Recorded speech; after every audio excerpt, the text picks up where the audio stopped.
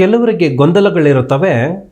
ತನ್ನ ಮನೆಯಲ್ಲಿ ಸಂಪ್ರದಾಯಗಳ ಪ್ರಕಾರವಾಗಿ ಮನೆ ದೇವ್ರು ಮಾಡ್ಕೊಂಡು ಬರ್ತಾ ಇದ್ದೀವಿ ಅಷ್ಟೇ, ದೇವ್ರಿಗೆ ದೇವಸ್ಥಾನಕ್ಕೆ ಹೋಗಿ ಬರ್ತೀವಿ, ನಮಸ್ಕಾರ ಮಾಡ್ಕೊಳ್ತೀವಿ, ಬರ್ತೀವಿ. ಇವತ್ತಿನವರೆಗೂ ಕೂಡ ನಮ್ಮ ಮನೆಯ ಸಂಪ್ರದಾಯಗಳ ಪ್ರಕಾರವಾಗಿ ನಮ್ಮ ಮನೆಯಲ್ಲಿ ನಾವು ಗಣಪತಿಯನ್ನು ಕೂರಿಸಲೇ ಇಲ್ಲ. ನಾವು ಈ ವರ್ಷದಿಂದ ನಾನು ಕೂರಿಸ್ಬೇಕು, ಆಚರಣೆ ಮಾಡಬೇಕು ಅನ್ನುವಂಥದ್ದವರು ಕೂಡ ಸಂಪೂರ್ಣವಾಗಿ ನಾವು ಆಹ್ವಾನ ಮಾಡ್ಬೋದು.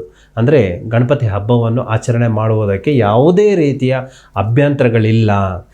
ನಮ್ಮ ಮನೆ ಕುಟುಂಬದಲ್ಲಿ ನಮ್ಮ ಏಳಿಗೆಗೋಸ್ಕರ, ಲೋಕ ಕಲ್ಯಾಣಕ್ಕೋಸ್ಕರ ಮಾಡಲೇಬೇಕಾದಂತಹ ಒಂದು ಪೂಜಾ, ನಮ್ಮ ಎಲ್ಲ ಕಷ್ಟಗಳನ್ನು ಈಡೇರಿಸುವವನು ವಿಘ್ನ ವಿನಾಯಕ. ಆದ ಕಾರಣದಿಂದ ನಾವು ವಿನಾಯಕ ಚತುರ್ಥಿಯನ್ನು ಆಚರಣೆ ಮಾಡುವಂಥದ್ರಲ್ಲಿ ಯಾವುದೇ ರೀತಿಯ ಸಂಶಯಗಳಿಲ್ಲ.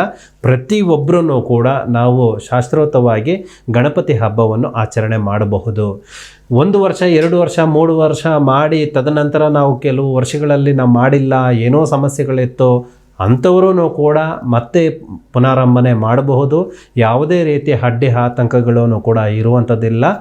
ನಾವು ಸಂಪೂರ್ಣವಾಗಿ ಭಯಭಕ್ತಿಯಿಂದ ಶಾಸ್ತ್ರೋಕ್ತವಾಗಿ ಸಂಪ್ರದಾಯಗಳ ಪ್ರಕಾರವಾಗಿ ಇಂದು ಆಚರಣೆ ಅನ್ನುವಂಥದ್ದು ಏನು ನಮ್ಮ ಪೂರ್ವಿಕರು ಹೇಳ್ಕೊಟ್ಟಿದ್ದಾರೋ ಅದನ್ನು ನಾವು ಪಾಲನೆ ಮಾಡೋದರಲ್ಲಿ ಯಾವುದೇ ರೀತಿಯ ಅಡಚಣೆಗಳಿಲ್ಲ, ತಪ್ಪಿಲ್ಲ. ಪ್ರತಿಯೊಬ್ಬರೂ ಕೂಡ ಮಾಡಲೇಬೇಕಾದಂತಹ ನಮ್ಮ ಸಂಪ್ರದಾಯ ಸಿದ್ಧಿ ವಿನಾಯಕ, ವಿನಾಯಕ ಚತುರ್ಥಿ ಮತ್ತು ಗೌರಿ ಗಣೇಶ ಹಬ್ಬದ ಮಾಡಲೇಬೇಕಾದಂತಹ ಒಂದು ಸಂಪ್ರದಾಯ.